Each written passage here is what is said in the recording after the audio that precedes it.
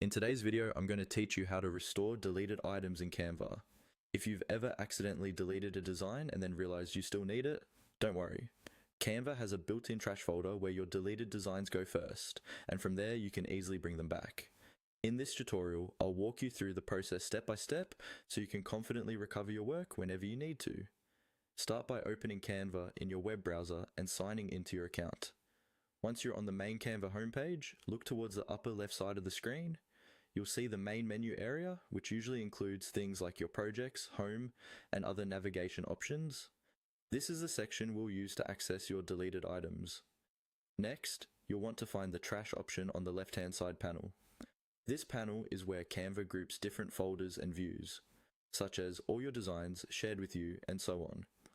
Scroll down that left sidebar until you see trash. Go ahead and click on trash.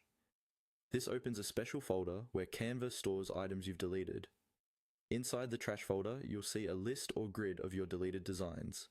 Take a moment to look through the thumbnails or titles and find the design you want to restore.